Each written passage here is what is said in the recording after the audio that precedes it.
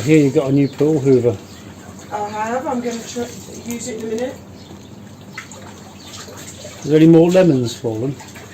They kind of land, they go splosh right in the water. There's hundreds of them threatening to drop any minute. I've been on the lemon tea. A friend of mine recommended it and it's really nice. So yeah, the lemons are all going to go. Someone said you should slice the lemons and then put the slices in the freezer and then put them in your drink, you know, wine or gin and tonic, and they reckon that they don't water down the drink. It's a perfect way to have lemon juice in your drink.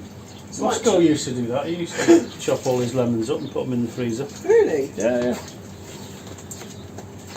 He was a gin snob. He was very into his gin.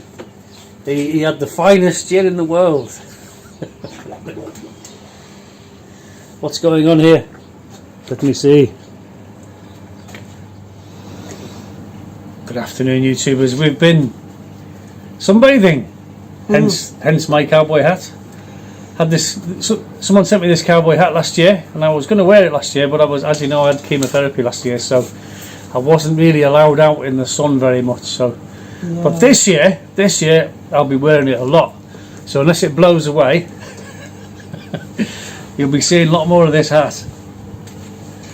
So this is a follow-on video to the one I did today about the Princess of Wales.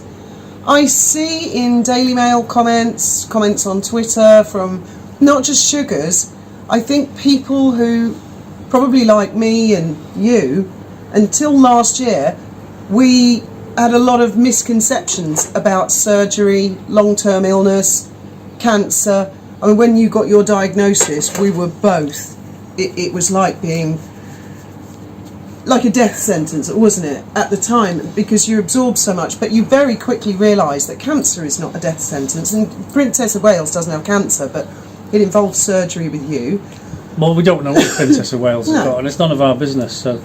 But it's not even been a year since your diagnosis, which was May last year. Yeah. And Graham has had people criticise him and say, I don't believe he ever had cancer. He got over that too quick, he looks too good. And I'm seeing the same comments about the Princess of Wales. She hasn't had surgery, that's not her. She's recovered too fast, she looks too good. Fuck me, you can't win, can you? You cannot win with some people. And I think you don't need to, though, do you? They're just idiots. Well, a lot of people like us before last year, if someone said, I'm going to have surgery, we'd be like, oh my God, that take years to recover from. And it's not like that. Yes, surgery's a heavy duty thing, but people recover. I mean, you recovered. I couldn't believe how strong you were. Yeah. Doctor said, if you don't sort it, you'll be dead by April, which is in about 2 weeks' time. So yeah, didn't really have a choice, did I? Yeah, he did. They didn't actually say that until the day before the surgery, because they scan again just to make sure. Otherwise, if it's spread, then they can be. Yeah. But that's not the case for everybody, right? Because and whatever her surgery's been, could have been keyhole surgery, like you. Well, there's no point in speculating, is there? Because it's not, I mean, people can't help speculate. I know, but we shouldn't. Really, we should just keep it to ourselves, that conversation. It's none of our business, is it? I'm not speculating, but people are saying that's either not her or she recovered too quickly. Yeah. Well, people recover at different rates. That's if you're lucky enough to recover. Some people aren't, are they? And this is the thing. I always said, these CT scans, and it was... tell you it was Rod Stewart came out with that. He said there's more people should be CT scanned. Because apparently I had that tumour for 18 months, they reckon, before it was detected. Whereas if you have regular CT scans, a CT scan could have picked it up earlier and it could have been sorted and dealt with before it was too late. I mean, it was getting to the stage where if we left it much longer, it wouldn't have been operable anymore. It would have got too big and spread. So they got it in the nick of time with me. Yeah. Hopefully, fingers crossed. You've got a scan coming up this month, haven't you? Got to have a scan every 3 months now for a couple of years, and then every 3 months, every 6 months. Every 3 months for the first year, I think they said. Then 6 months, and they'd keep that up for 5 years, and then.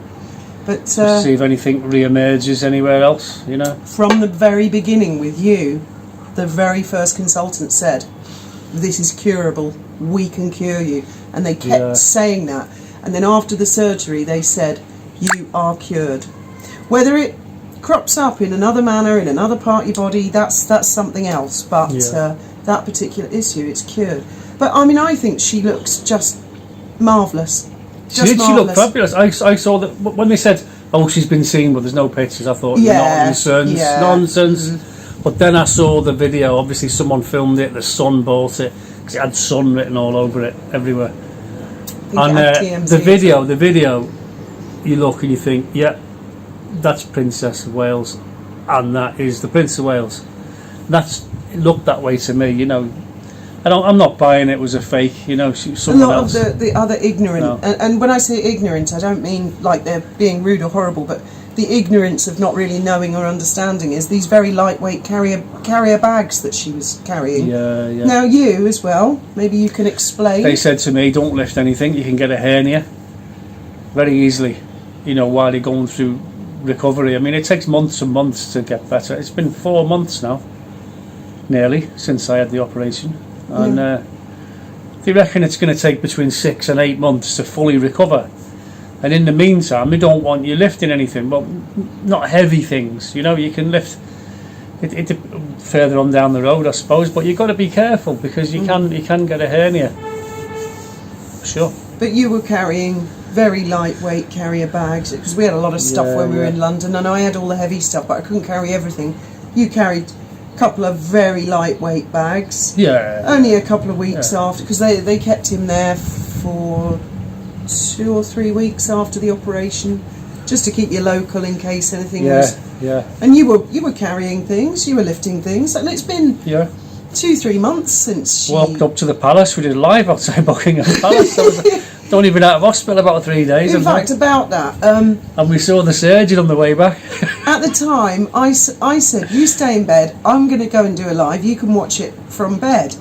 And you were like, no, I want to come too, I want to join in too. Because he was paranoid that I was going to get murdered or mugged or something in London. And I was quite confident I can get to the palace. We were really close to the palace. And you desperately wanted to come and join in. And I just couldn't believe it. I'm glad I did. I met Rory Stewart. And how many days after surgery was that? Oh, it wasn't long, was it? It wasn't a week. It was only a few days. I can't remember. And then we bumped into one of your surgeons on the way back. He was, where have you been? He said, where the hell have you been? I said, just been down the palace. See the Queen. He said, not the Queen, the King. What have you been to the palace for? He said, oh, I've been live on YouTube. He was like, what the fuck? With Rory Stewart. That was awesome. But I mean, everybody's different, you know, and you had down days, up days. Tell you what, I was feeling a bit wobbly on the way back. Made it to the palace, I did the live, and then we were coming back, and I'm thinking, I get to like just before the House of Commons, and I thought, oh, I've got to sit down, you know. Yeah.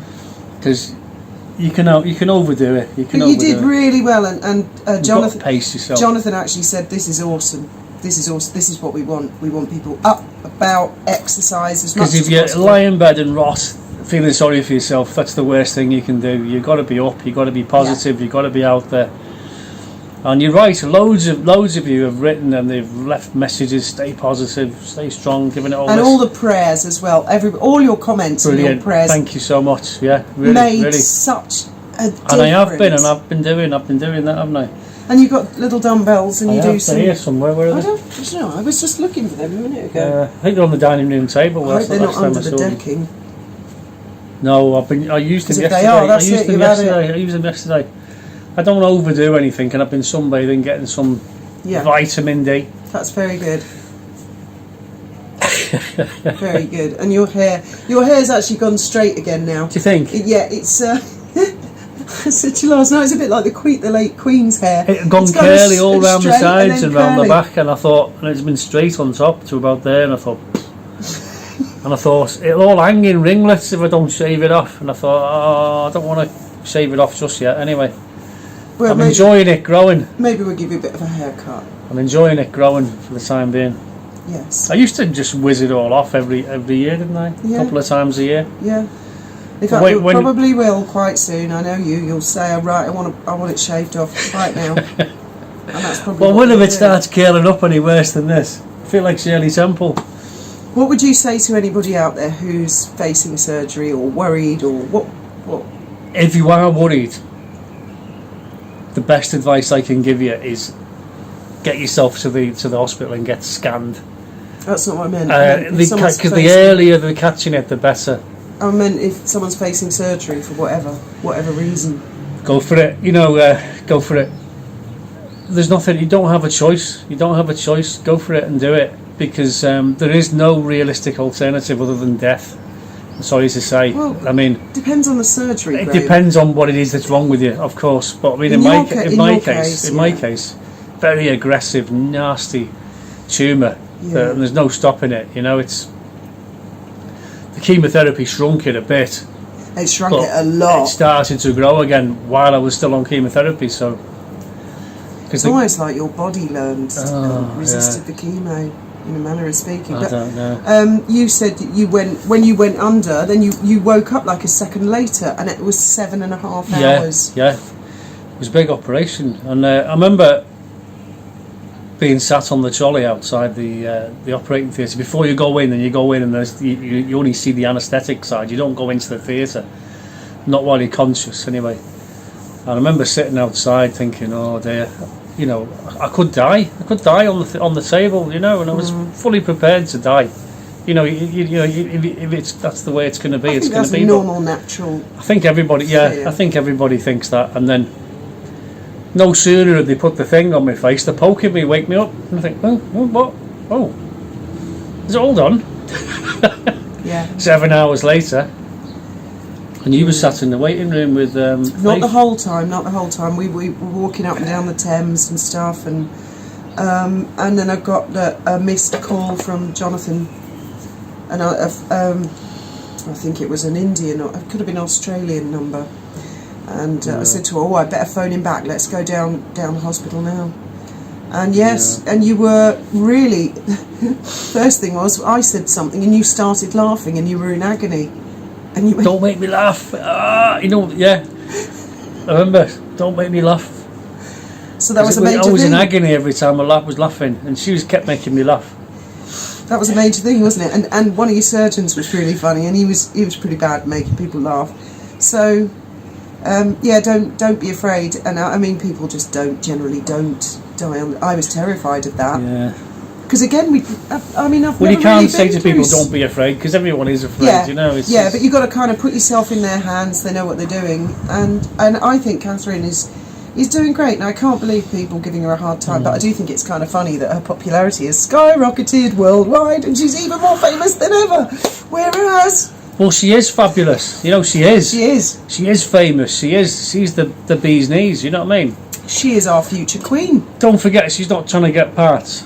You're not using her position as the Princess of Wales to get parts in films and things and get invited to places. She is. I mean, royalty is higher than A-listers in Hollywood. Yeah. Way higher. Yes.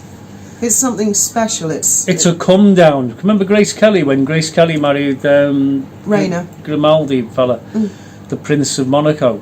She wasn't allowed to go and make films anymore because it was beneath her. She's now a princess.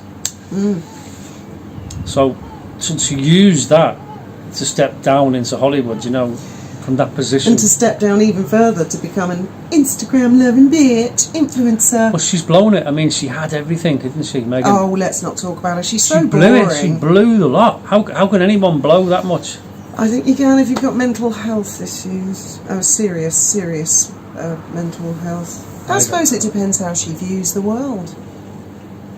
I think she thought the United Kingdom was some little far away European tiny country with like the Princess Diaries that no one had ever heard of before, that had this weird little royal family, and she probably not really understood what the UK was. I know she'd been there looking for a husband, but she probably didn't realise, it's actually really famous, the United Kingdom.